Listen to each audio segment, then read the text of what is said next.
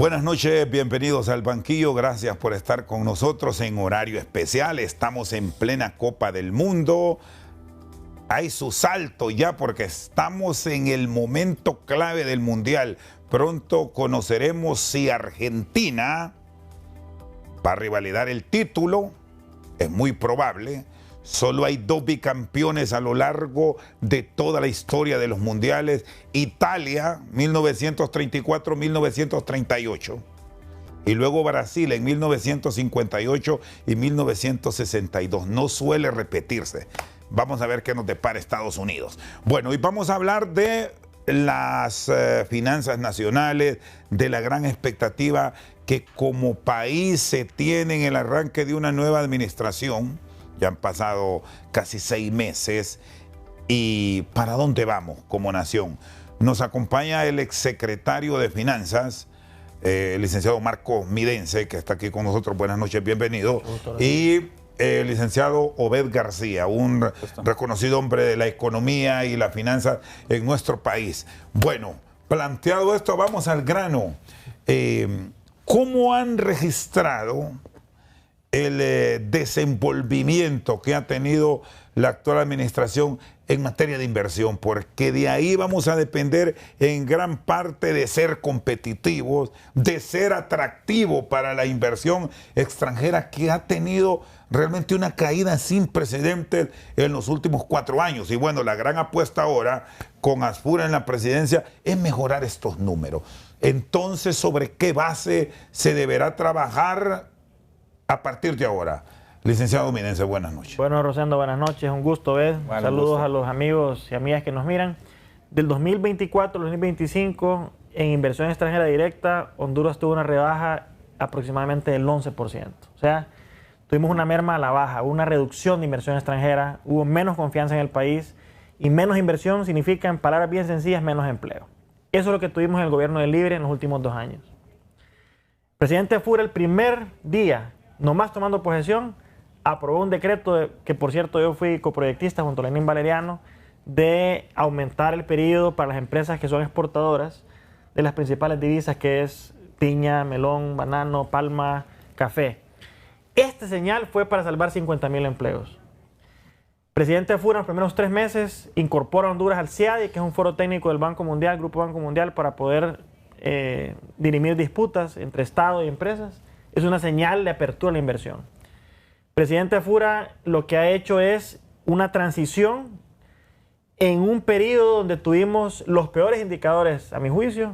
No hubo ni un avance en el gobierno pasado, y yo no quiero tampoco dedicarme a este programa a señalar lo del pasado, porque cuando uno es electo funcionario no es para quejarse, es para resolver. Que por cierto, esto es un reclamo que se hace a la administración del presidente Fura, que no han dicho cómo han encontrado, aun y cuando recientemente hemos observado una publicación que la hizo el propio gobernante, que encontró un desastre en casa presidencial. Mire, Rosendo, yo creo que no hay mucha estadística ni mucha encuesta que ver. La gente lo sentía, lo percibía.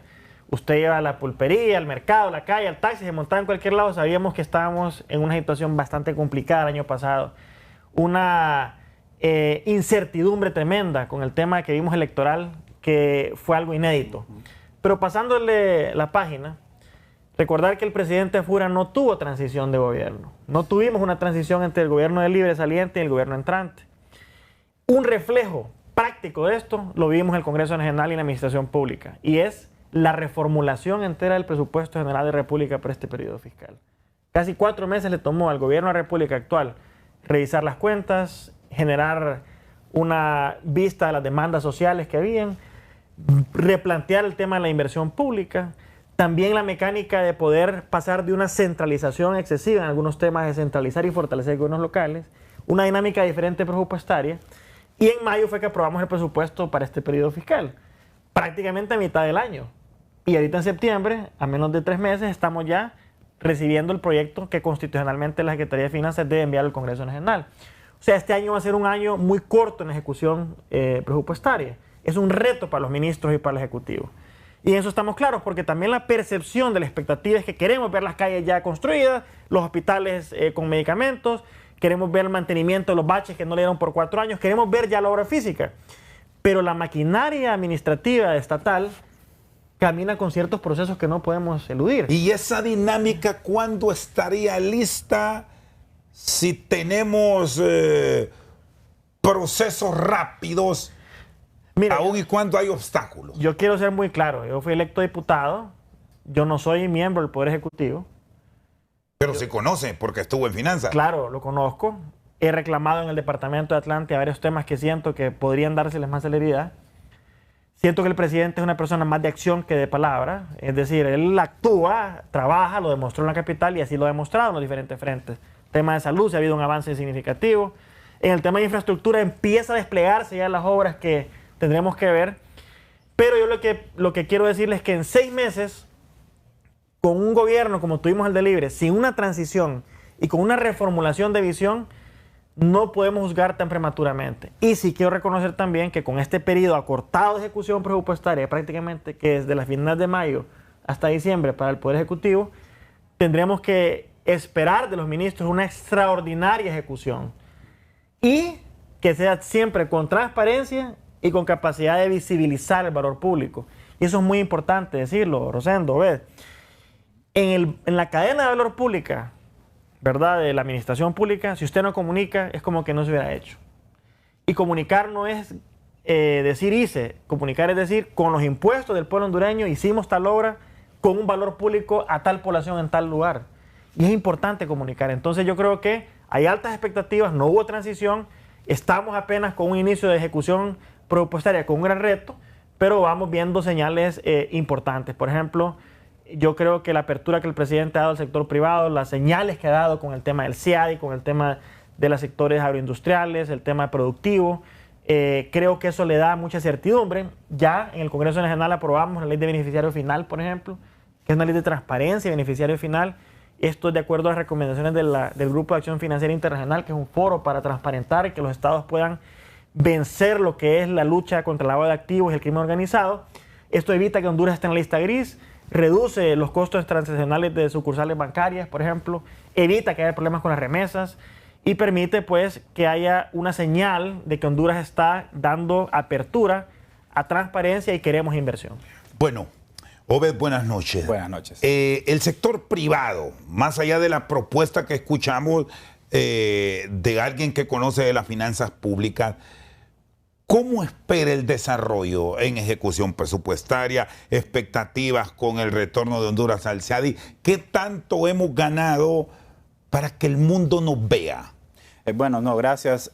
Creo que es importante, como ya lo decía Marco, creo que me puedo referir, el diputado, estamos creando las bases en este momento para retomar, para curar una herida que no es fácil de sanar. Hay que recordar que teníamos invasiones, por ejemplo, 4 años constantes de invasiones, donde cada señalamiento del gobierno era contra la inversión privada.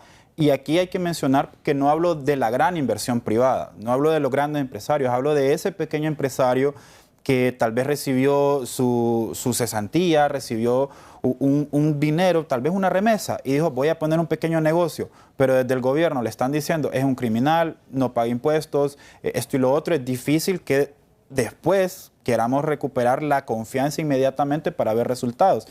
Con el tema del sector privado, creo que es importante señalar que lo que buscan las empresas es producir de manera óptima para generar más riqueza y más oportunidades de producción.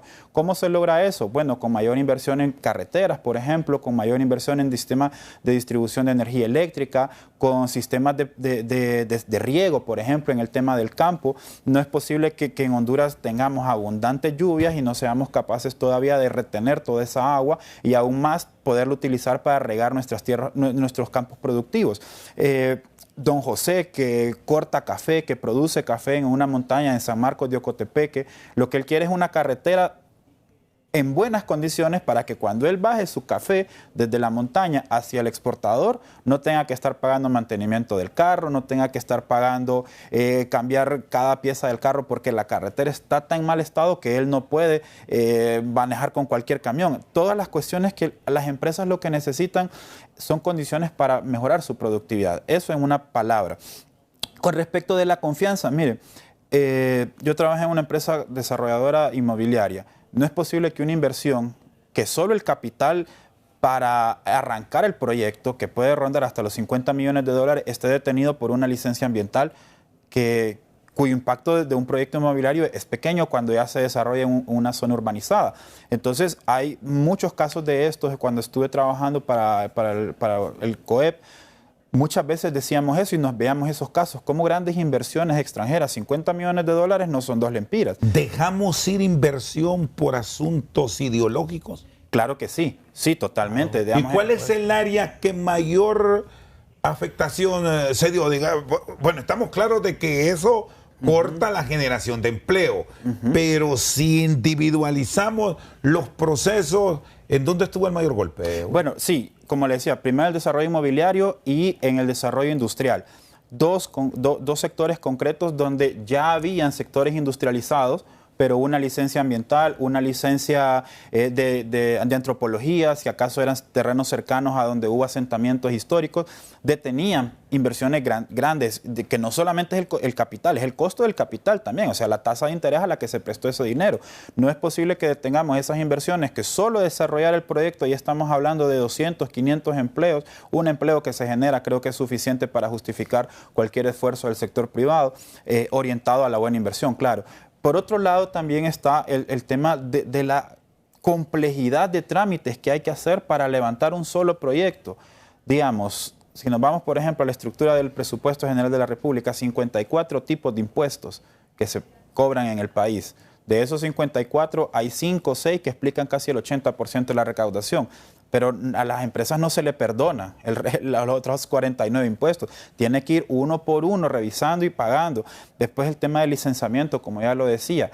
El caso otra vez de un desarrollador que me decía, era la persona con la que yo me recibí estaba en el segundo piso y en el primer piso era donde ponían la firma de la licencia y para eso tenía que esperar un mes. Es decir, hay que... Y la simplificación... ¿Por qué resulta tan complejo una aplicación hoy que vivimos en tecnología al día para que eso se sustituya o incluso a través de un mensaje se resuelva si pretendemos entrar en dinámica? ¿O acaso el favorecer, y que está en todo su derecho, debo decir, a una persona que trabajó en política sigue siendo prioridad en algunos momentos? Respóndame eso primero, y quiero ir después a Marco sobre este punto. Sí, claro, mire, igual creo que el diputado puede darnos una mejor observación de eso, claro, porque, digamos, desde la perspectiva económica, como lo vemos desde la reducción de los costos transaccionales, ¿cuánto le cuesta al gobierno cobrar un impuesto que le genera menos de 100 millones de lempiras? O sea, ¿cuántos salarios tiene que pagar para recaudar ese dinero tampoco? Me gustó cómo lo presentaba, por ejemplo, el nuevo gerente del ENE, donde él decía, generar la factura del ENE, o sea, el papel que nos van a pegar en el portón todos los días es más caro que el ingreso que recibimos por cobrar esa factura. Ahí hay un tema que, digamos, desde la perspectiva económica es, hagamos lo que es más barato para nosotros hacer y que nos genera más gastos, más ingresos. El tema de fondo es, en primer lugar, digamos, todo el andamiaje legal al que Honduras ya ha avanzado. Estamos hablando de que incluso siguen vigentes leyes desde 1950, como el Código del Trabajo, el Código del Comercio es otro ejemplo también. Digamos, los fideicomisos se regulan desde hace 50, 70 años, pero hoy tenemos productos financieros mucho más complejos que ni siquiera se consideran en estos instrumentos. Entonces, esa fricción, poder limpiar todas esas limitantes legales, institucionales y, como usted lo decía también, de acuerdos partidarios, porque hay que decirlo, es parte de la realidad. Eso sucede en Estados Unidos, Japón y Honduras. Eso no varía conforme el país. El problema es hasta dónde permite llegar ese punto. Por ejemplo, otra cuestión es ¿cómo aseguramos que la persona idónea? No es problema, o sea, como yo lo veo, y yo no pertenezco formalmente a ningún partido, como yo lo veo, no es problema que esté A, B y C ocupando un cargo. El problema es que no tenga las funciones o la formación para asumir la responsabilidad de ese cargo. Un ejemplo que decía usted hace poco, Marco. En el 2022, por ejemplo, el informe de la Secretaría de Finanzas dijo que la baja ejecución del presupuesto se debía a que se tomaron 6 meses en formar al nuevo personal en aprender a usar los sistemas de pago del gobierno. Es decir, que por 6 meses nos cerramos como país, nos cerramos como gobierno, porque colocamos gente que tal vez nunca había usado una computadora o era la primera vez que veía un sistema contable como el CIAFI y tenía que aprender a usarlo. Mientras tanto, proyectos de inversión en infraestructura, como la carretera La Salida-Olancho, por ejemplo, parada, donde solo se dejó a un 80%. O no dejaron información. O peor aún, no dejaron información, que eso es más crítico, ¿no? Entonces, todas esas cuestiones al final entorpecen la actividad económica, la actividad productiva de las empresas, de los consumidores, y hace que en Honduras haya más inconformidad, haya más inconsistencias en la producción y, por supuesto, vemos los resultados que tuvimos en este primer trimestre. Claro, la esperanza es que con todo lo que se ha dicho y todo lo que se está haciendo, porque hay que reconocerlo, la ley del beneficiario final, el tema de la estrategia de transparencia, todo lo que tiene que ver con el Fondo Monetario, puedan empezar a hacer, aunque sean esos pequeños pasos de bebé, un poquito estar gateando, pero avanzar de manera consistente hacia un cambio que ya se vea reflejado en la productividad, en el empleo y en el ingreso de las personas. ¿Cómo quitar lo político de todo esto? ¿Por qué resulta tan complejo resolver estos problemas que, si los vemos en economías de la región, nos llevan años luz? Aquí nomás en Guatemala, El Salvador ha mejorado en procesos, y no digamos el caso de Panamá. Marco. Bueno, eso es una gran pregunta. No es malo lo político, es malo el político sin información y el político que no tiene las competencias para el cargo por el cual fue postulado. Eso es muy importante, como decía Obed, tener las capacidades y las competencias. Mira, la administración pública de Honduras, honestamente, yo creo que requiere una revisión radical. No podemos vivir todavía en un estado paternalista en que cada partido político que entra cree que el Estado es un botín. En que para que usted lo atienda en el hospital público muchas veces es con un contacto. En el que usted estudia para ser pedagogo, le rinde 4 años libres, después tiene que buscar un político para que le firme el enchambre. Eso no puede ser. Tenemos que profesionalizar la administración pública. Y ahí debería entrar el componente de meritocracia. Yo le hablo, y aunque me puedan querer criticar algunos compañeros del Partido Nacional, con la verdad. El Estado debe estar al servicio de la persona. No de un partido, ni de una familia, ni de un color. De la persona humana y la sociedad. Y los partidos políticos, nuestra labor es profesionalizar, capacitar, para que cuando ocurra que lleguemos al gobierno tengamos gente competente que llene esos espacios. No que ocurra que en 6 meses no tienen ni siquiera cómo encender una computadora ni administrar el CIAFI. Que no tengamos el Estado por intereses particulares. Yo sé que esto es bien complejo, pero hay herramientas ahora que también podemos empezar a implementar, como el gobierno electrónico, por ejemplo. Yo estuve en la Secretaría de Finanzas y fui durante unos meses antes de eso ministro encargado de la agenda digital. Tenemos un reglamento. Yo presenté al Congreso Nacional un proyecto de ley de gobierno electrónico. La tecnología ya está. La tecnología es barata, está presente. Todos los días, ahora la IA está impactando mucho más, la inteligencia artificial, los mecanismos y las mecánicas de trabajo. ¿Por qué no implementar eso? Mire, usted puede pedir de este teléfono comida ahorita, Rosendo. Puede ver las noticias, puede ver televisión. ¿Cómo es posible que no haga un trámite burocrático del Estado? O sea, la tecnología está. Lo que necesitamos es implementar un gobierno digital auténtico. Creo que en esa mira el presidente ha dado los primeros pasos. En un segundo componente, tenemos que voltear la mirada como Estado. Y yo quiero responder la primera pregunta que le hizo Obed. ¿Cuáles son los sectores más afectados? Pues para mí los sectores que son más intensivos en mano de obra, los que más empleo generan. Y en el pasado estuvimos abandonados en 3 áreas para mí que son fundamentales. Primero, infraestructura. Segundo, sector agroalimentario.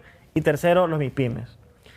En infraestructura hubo un detente, hubo una paralización, por ejemplo, de fondos Banprovi. El tema de vivienda, el déficit habitacional, no se trabajó. Solo en una vivienda usted puede generar 2 empleos al menos. Pregúnteme cuántos años tardaron en mantener la carretera C13 del norte. Nunca. Se tardaron 4 años, no hicieron nada.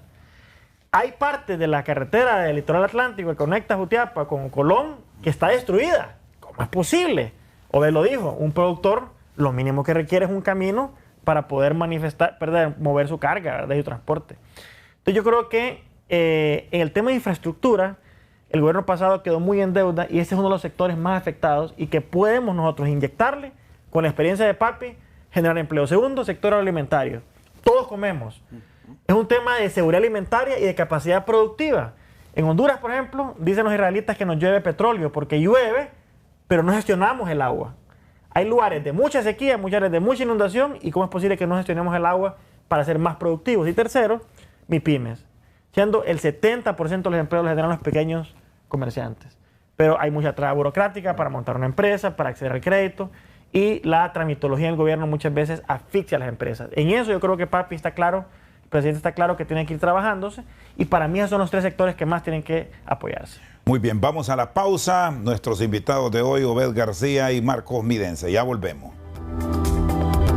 Seguimos esta noche al banquillo. Nuestro cara a cara de hoy, hablando con hombres que conocen de economía y finanzas, Marco Midense y Obed. ¿Entraría la clase política a blindajes de instituciones que como tal ya lo tuvo, para evitar los movimientos de personal que después nos dan cada cierto tiempo que hay cambio de gobierno, espacios de aprendizaje que son buenos, pero hay que mantener a los buenos y no quitarlos por poner a los que van a aprender? Me explico. Sí.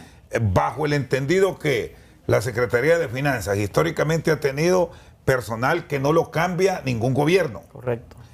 La Comisión Nacional de Bancos y Seguros, el Banco Central.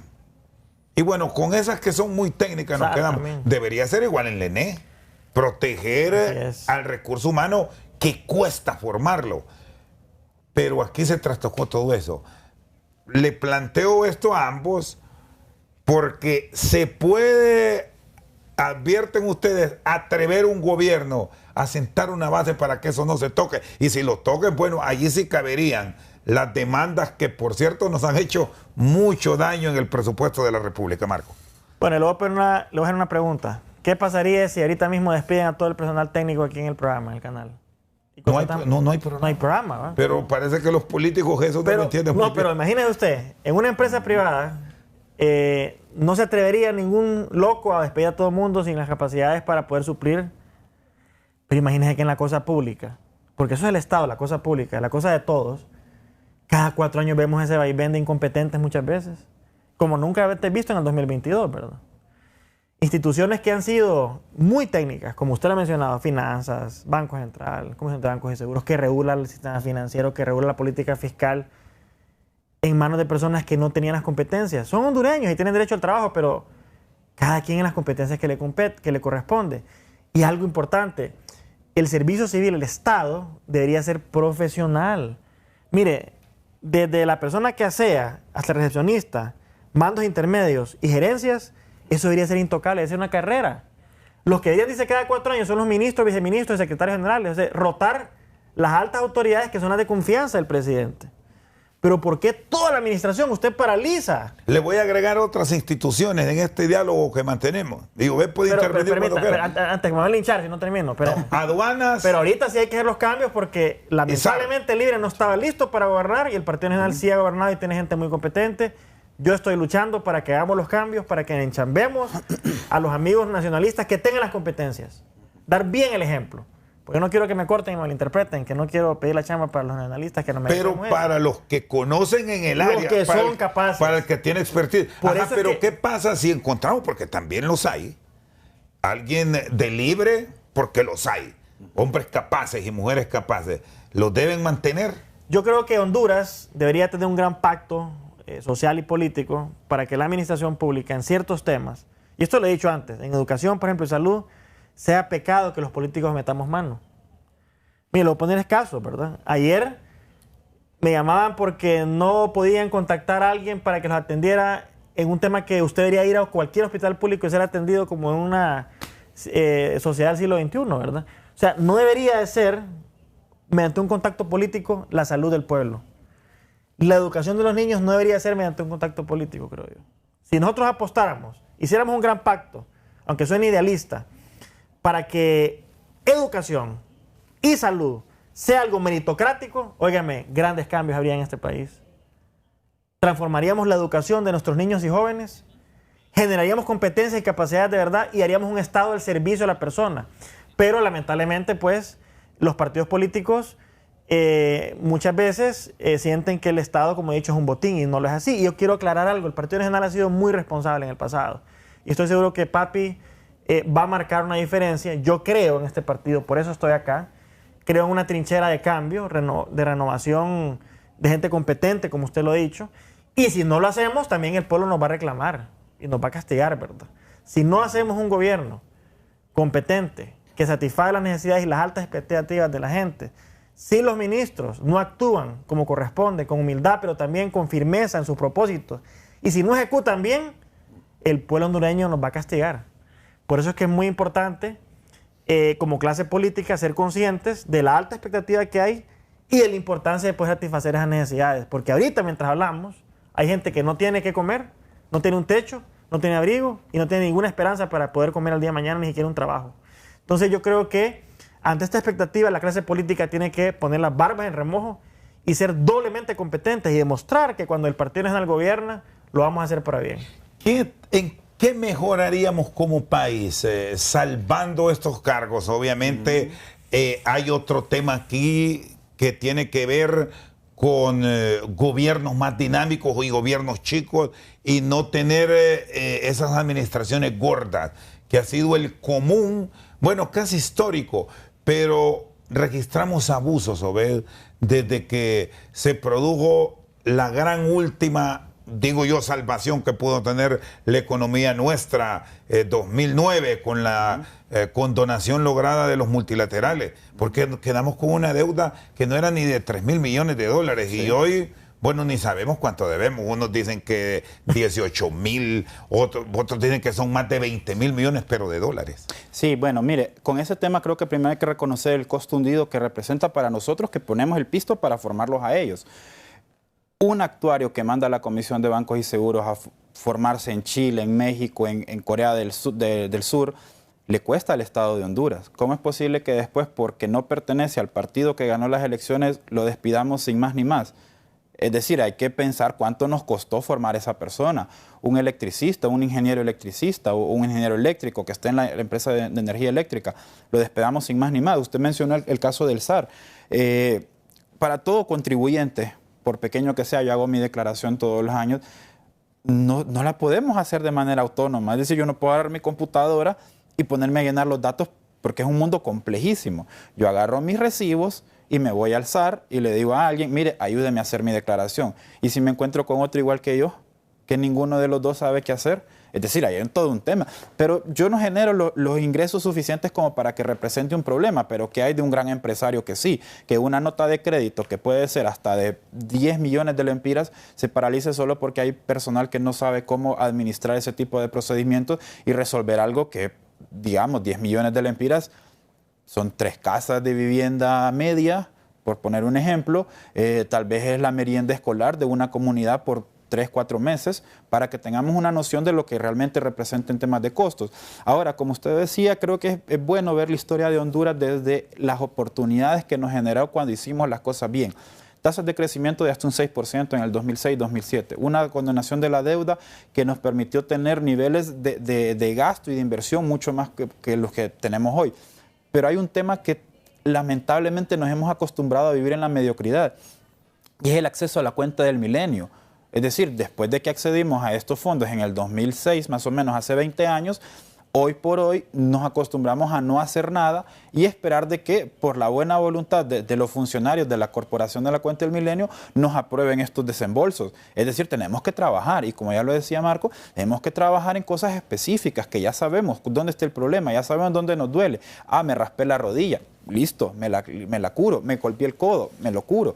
Ya sabemos eso. Entonces, ahora tenemos las oportunidades de hacer cambios para acceder a los fondos de la Cuenta del Milenio. Es mucho dinero. Aparte de todo el prestigio que eso representa, tenemos un buen acuerdo con el fondo, que hemos logrado hacer avances, como ya lo decíamos, en la ley del beneficiario final y las reformas energéticas, que creo que el Ejecutivo sí ha sido responsable en presentar una alternativa más o menos potable. No tanto declarar una cosa o la otra, porque por más que yo diga que vestirse es un derecho humano, no es que a la gente le van a regalar ropa, ¿verdad? Y la ropa va a dejar de tener un costo. Son las cosas que hay que empezar a ver y que esperamos que también el nuevo gobierno las pueda ir implementando en sus programas de acción. Pero todo esto amarrado a una visión de largo plazo. La administración del Partido Nacional en este momento, de Narria Fura, tiene fecha de caducidad. Dentro de 3 años y medio ya casi, se caduca. Ajá, ¿y después qué? Vamos a esperar y rogarle a Dios, a la Virgen o a quien sea, que el siguiente gobierno vuelva a reinventar el tema del ENE, vuelva a reinventar el tema de las invasiones. Esperamos que no, que como país definamos esa visión o ese horizonte de largo plazo para decir, vamos a ir avanzando en estas inversiones para lograr esto, y después con el siguiente tema. Y aquí hay un punto que resulta fundamental, y es el sacrificio que el político hasta ahora no se ha atrevido a hacer. Porque aquí los gobiernos, si revisamos muchas de las últimas administraciones, insisto, han incrementado la masa salarial, que si fuera una masa salarial que genere productividad, es bueno. El problema es que hemos engordado la administración pública de burocracia con funciones que, como decía Marco, las puede realizar una computadora. Ahora, esta intervención que se está desarrollando, por cierto, ahora mismo, que va a achicar el gobierno, que va a eliminar instituciones del Estado, ¿qué tanto bien nos va a traer si al final se concluye? Bueno, Obed sí, y luego Marco. Sí, bueno, en primer lugar, la descontención del déficit fiscal. Creo que hay que mencionarlo, digamos, la proyección del déficit del presupuesto del gobierno anterior andaba en un 2.2% del PIB, hablamos de más o menos 24.000 millones de lempiras, y este gobierno pues hizo ese recorte, lo cual es bueno porque, a ver, esto ya es parte de teoría económica, pero un déficit fiscal elevado me afecta mi balanza de pagos, y la balanza de pagos no es otra cosa que la capacidad que tenemos de seguir importando productos. Es decir, que si el gobierno se pasa de bondadoso con su gasto, nosotros como ciudadanos vamos a tener pocos recursos para financiar la compra de medicamentos, la compra de granos básicos que compramos en el mercado internacional, la compra de vestimenta, todos los elementos que hoy son esenciales para el bienestar de los hondureños que importamos, no lo vamos a poder hacer porque el gobierno tiene un déficit bastante elevado. Si logramos entonces achicar el Estado y disminuir la necesidad de financiamiento del gobierno en este caso, porque el déficit se paga con deuda y usualmente con deuda externa, con deuda interna es carísimo. Entonces, ¿qué sucede? Que se va desplazando la actividad económica por un Estado que cada vez más ineficiente. En este momento, entonces, claro, el achicamiento del Estado tendría que ir acompañado de un plan de eficiencia del gobierno, ¿no? Por ejemplo, son 269.000 millones de lempiras el presupuesto de la Administración Central. De esos 269.000 millones, hay 7 instituciones: educación, salud, deuda pública, seguridad y defensa, que le explican casi el 80% del gasto. Ajá, y las otras son 82 instituciones de la Administración Central. ¿Dónde quedan las otras 76 instituciones? Si solo 6 le abarcan casi el 80% del gasto, ¿qué hacemos con las otras 76? Hay un tema que empezamos a valorar, ¿no? Y ya lo decíamos, bueno, ¿cuántas instituciones de estas se crean justamente para responder a un tema de activistas de un partido? ¿Cuántas de estas instituciones realmente representan un beneficio sustantivo para el ciudadano? Ya lo decía Marcos, el gobierno es para servir al pueblo, y el pueblo se le sirve no dándole un puesto de trabajo que dura 4 años, se le sirve dándole las condiciones para que su bienestar pueda ser pleno por sus propios medios cada día. Muy bien, solo hago la pausa y tiene la palabra el diputado Marcos Midense para responder a estos procesos de intervención que se han hecho en este gobierno iniciando y que continúan y que buscan achicar el Estado. Punto sobre la mesa para escuchar las valoraciones desde la óptica del Congreso Nacional a la intervención del Estado. Punto sobre la mesa es presentado por Bana. En el fútbol y en la vida, los imprevistos llegan sin avisar. Bana te presta hasta 7,000 lempiras desde tu cel. Con Bana puedes. ¿Cómo han llevado este proceso? Y sobre todo por aquello que los diputados, cuando van a la actividad política, es obvio, adquieren compromisos de apoyo y de cambios, diputado Midense. Bueno, primero quiero manifestar que el presidente Fura inició un gobierno marcando 2 palabras. Una es eficiencia y otra es austeridad. En administración pública hablar de austeridad es un poco contraintuitivo porque el Estado, si no gasta, no hay inversión pública visible y no hay valor público creado. Pero austeridad se refiere al presidente en recortar aquel gasto corriente innecesario y reinvertirlo en inversión pública, ¿verdad?, que genere rédito, retorno social. En austeridad significa pasar de 102 instituciones a 89, 87 instituciones. austeridad en el gobierno significa gastar en lo que verdaderamente genera un retorno y un beneficio al pueblo. Ahí vamos, ¿verdad? Eficiencia, por otro lado, significa poder maximizar los recursos para que generen verdaderamente impacto de valor público. Eso es eficiencia. Falta de eficiencia es, por ejemplo, no haber priorizado el mantenimiento de la infraestructura vial en el país, no haber priorizado el mantenimiento de caminos productivos, no haber generado infraestructura social. Eso es falta de eficiencia. Entonces yo creo que ahora la visión que podríamos tener, por ejemplo, con la inteligencia artificial, con gobierno electrónico, con agilidad en el proceso burocrático, es un Estado más eficiente, significa un Estado que le resuelva el problema al ciudadano. Hoy que venía en el aeropuerto, me paró un abogado y me dijo, abogado, 4 años no dieron licencias ambientales en la Secretaría de Recursos Naturales y Ambiente. Lo mencionaba, ¿ves? Ay, ¿por qué no dan esos permisos?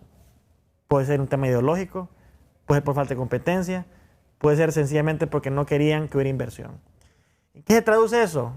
En falta de creación de empleos, en inversiones que se fueron a otro país, en falta de competitividad. Y al final significa una economía más complicada. ¿Y esos procesos qué tanto han mejorado ahora? Pues yo creo que el presidente... ¿Qué certificado tiene? El presidente debería empezar a contar las costillas a los ministros para ver cómo estamos en la ejecución y en la eficiencia. Y quiero referirme, echando al tema del Congreso. Yo quiero felicitar al presidente Zambrano porque ha puesto orden en el Congreso Nacional. Creo que hay una nueva cara en el Congreso. Y los diputados no solamente sesionamos y plenamos, los diputados también tenemos trabajos de comisión y trabajos de campo. Yo, por ejemplo, me considero un emprendedor político. Yo en Atlántida armé 6 mesas de trabajo con los diferentes sectores, donde vemos infraestructura con las autoridades, pero también con los liderazgos del sector. A producción alimentaria con los sectores golpeados y sentir el dolor de la gente para entender qué verdaderamente es la solución, porque uno como político en el Congreso cómodamente vota y ni cuenta se da cuál es el verdadero problema tierra adentro. Y aquí hay un espacio que sí lo deberían de considerar y es el tema del financiamiento, de ese apoyo. Total. Incluso hasta involucrando a la cooperación externa porque andamos muy mal en un país con una alta vocación productiva. Mire, Rosendo, ese es un tema neurálgico para el país, el tema de la producción agroalimentaria. Pero lo que voy es que nosotros estamos haciendo una escucha social activa, viendo cuál es la problemática y atendiéndola. Y en administración pública hay una frase que dicen los gurús, es soluciones locales con actores locales, ¿verdad? O sea, no es lo mismo la problemática en Gracias a Dios que en Atlántida, que en Francisco Morazán, que en Choluteca. Son diferentes problemáticas, diferentes poblaciones, diferentes necesidades, ¿verdad? El corredor seco tiene una diferencia muy extrema de, por ejemplo, el Valle de Sula. Entonces yo creo que en el Congreso Nacional hemos empezado una escucha social, hemos empezado a dar señales y que el presidente Zambrano, quiero felicitarlo públicamente porque ha puesto ese orden.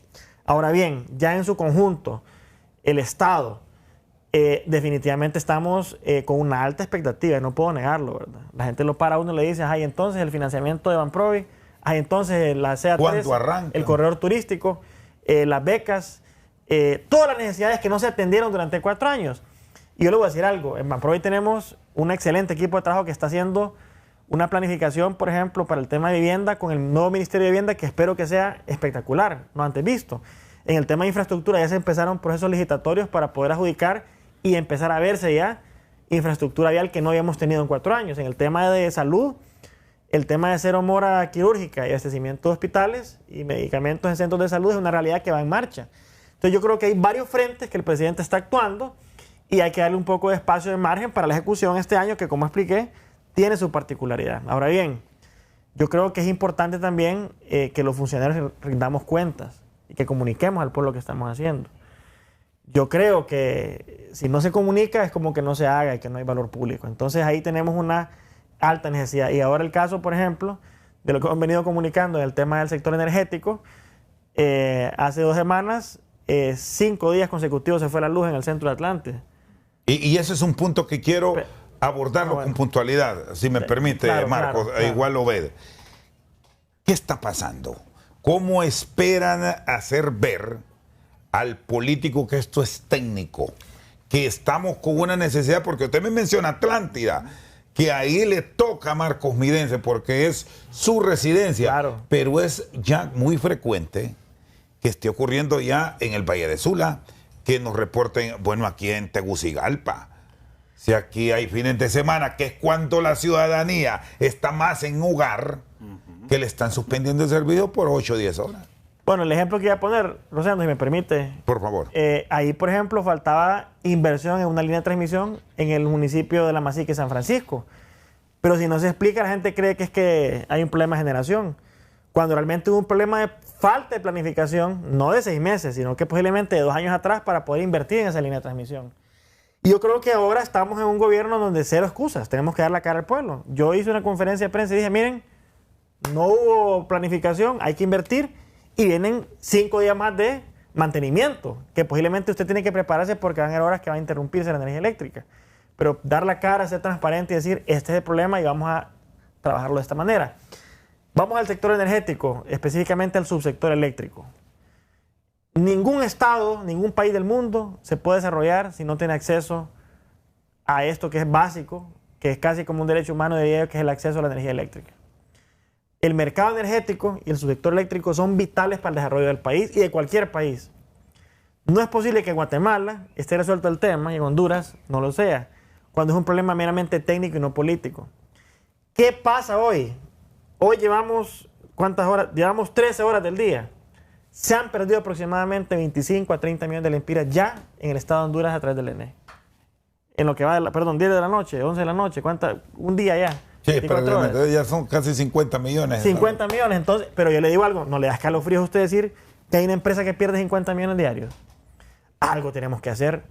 O no hacemos nada y se queda igual.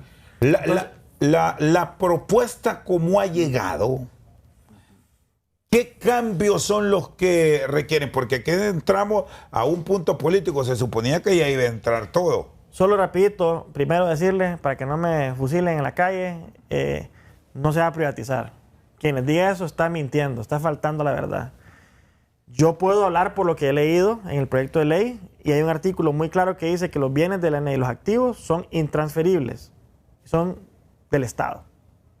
Ahora bien, en cuanto a la administración, pasa de ser una empresa pública bajo la égida de la Ley General de Administración Pública a una sociedad anónima bajo el Código de Comercio. Entonces pueden decir ahí, ay, Marco, va a privatizarse. No, no. Lo que hay que ver es quién es el dueño de esa sociedad anónima. Porque si es el Estado, el 100%, el accionista, entonces siempre permanece bajo la égida pública. Entonces, ¿por qué sociedad anónima? Porque la sociedad anónima no se sujeta a la ley de contratación del Estado. Porque los procesos burocráticos que usted sufre en el Estado no los sufre en una sociedad anónima. Claro, hay reglas de transparencia, ¿verdad? Y de buena gobernanza corporativa que hay que tener. Pero al final del día es el Estado el dueño de esa empresa. Solo que ahora es una sociedad anónima que, según el proyecto, se escinde, se parte en 3, de acuerdo a 3 diferentes mercados. No es lo mismo generación que transmisión que distribución. Y si usted no atiende a estos mercados por separado, usted no va a poder frenar esos 50 millones de pérdidas.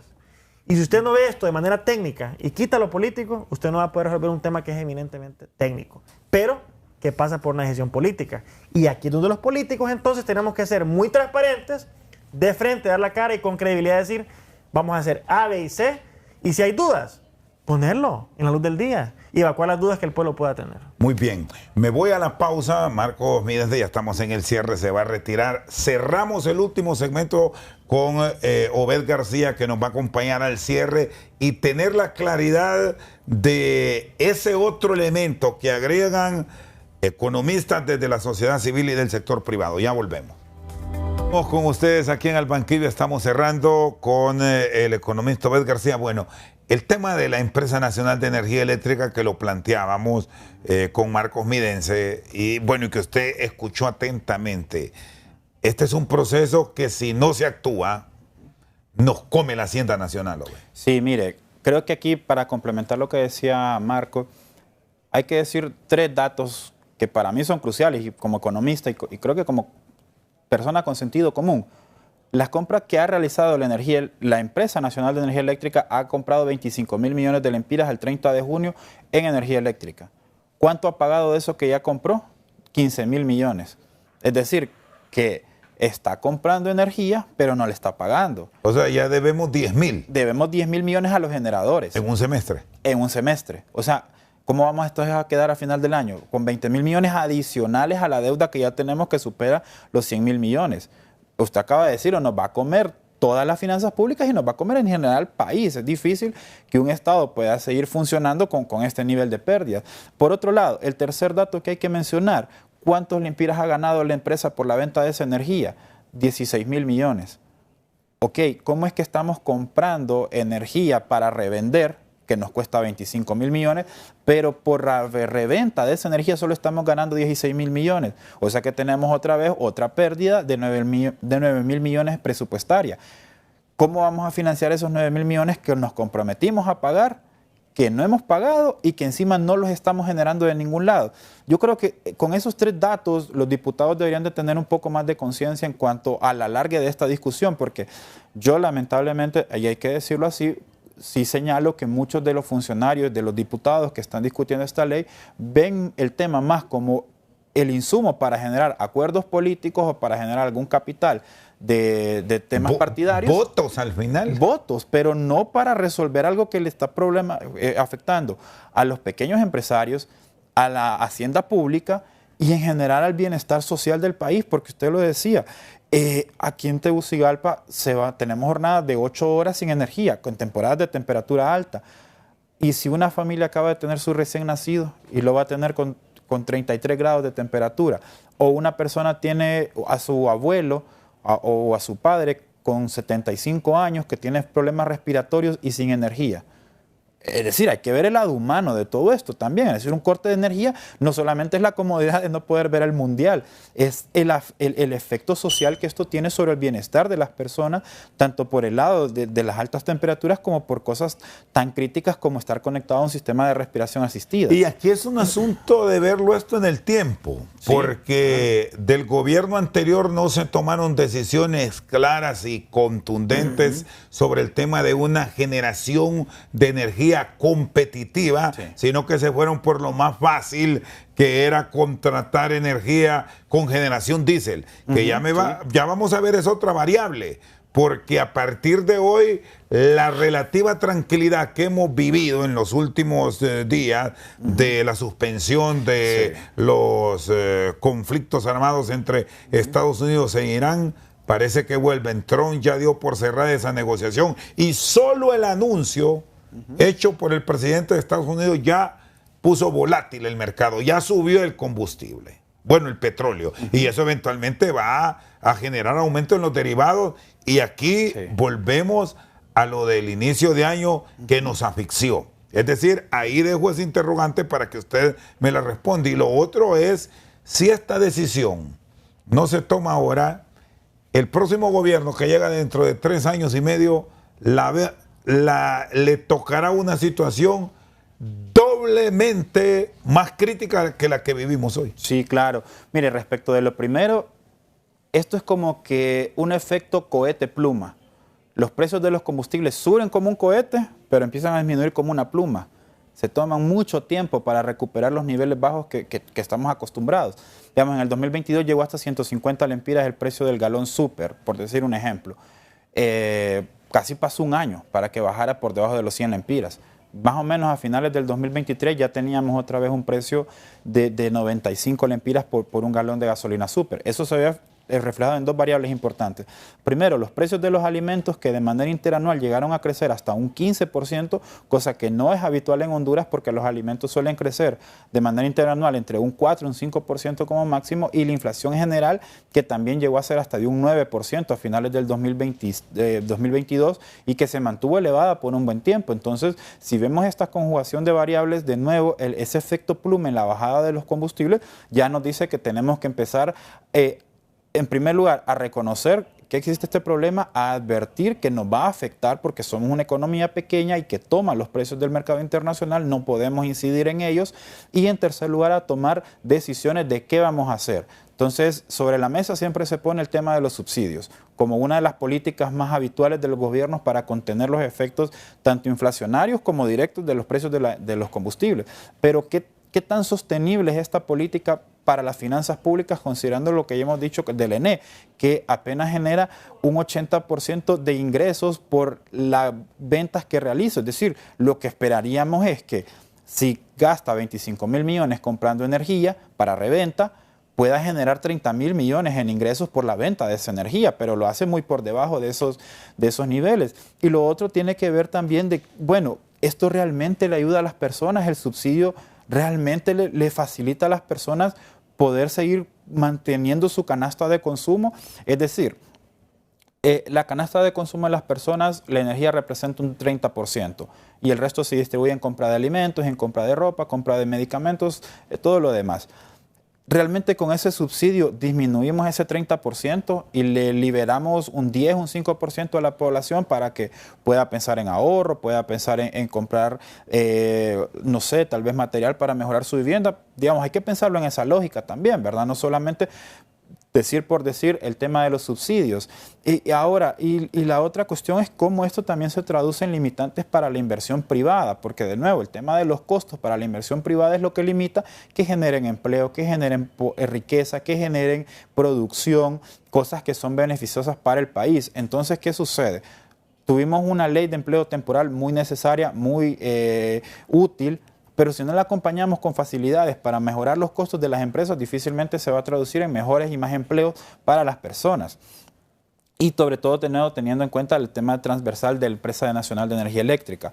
¿Cómo va a encontrar el siguiente gobierno si no resuelve este problema? Bueno, básicamente va a encontrar un país a oscuras, porque como ya lo decía, seguimos acumulando deuda, no solamente con generadores, también tenemos deuda financiera por la que pagamos tasas de interés que ya son caras y lo que estamos haciendo ya no es sostenible. Entonces, el siguiente gobierno se va a encontrar con una situación tan crítica que no le va a quedar de otra más que definitivamente deshacerse del ENE. Y ahí sí nos vamos a ver orillados a una situación tan incómoda como la venta de activos públicos. Y aquí estamos también en un proceso de revisión de las partidas presupuestarias. Ya nos decía Marco, se debe estar preparando ya el presupuesto para el año fiscal 2027. Tiene que llegar ahora en septiembre al Congreso. Y ojo a esos renglones que tienen que ver con el tema de subsidio, porque seguramente si este conflicto se vuelve a alargar en el estrecho de Hormuz, el gobierno va a tener que recurrir a auxilios para no trasladar precios que es prácticamente imposible pagarlos para el ciudadano con la economía nuestra. Claro, sí, toda esta realidad se tiene que ver plasmada en la planificación del presupuesto del 2027. En primer lugar, como usted ya lo mencionaba, con aquellas áreas que van a permanecer en este momento en la economía de Honduras y ver cómo las va a atender el gobierno. Por ejemplo, tenemos todavía precariedad en el sistema de salud, todavía hay mucha mora quirúrgica, aunque se ha avanzado, es poca todavía, con relación a la demanda que hay, el tema de educación, cómo realmente provocamos un cambio sustantivo en las calificaciones de nuestros estudiantes, que nuestros jóvenes cuando salen del sistema de educación pública tienen una competencia a nivel internacional en cuanto a sus conocimientos. Por otro lado, también en la inversión pública. No es posible que un país donde tiene los niveles de lluvia que tenemos enfrente sequías prácticamente desprovisto de todo sistema de captura y de contención de agua. Por el contrario, entonces, como no podemos mejorar todas estas cuestiones, vemos temas de inundaciones cuando llueve y temas de sequías cuando hace sol.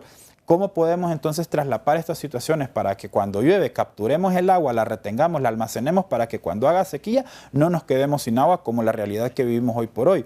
Eso tiene que verse reflejado en la planificación del presupuesto del otro año. Y lo otro también, sustantivamente, tiene que ser esa relación de ejecución versus planificación. Lamentablemente, la discusión del presupuesto siempre ha sido sobre la base de lo que se aprueba, no sobre lo que se ejecuta.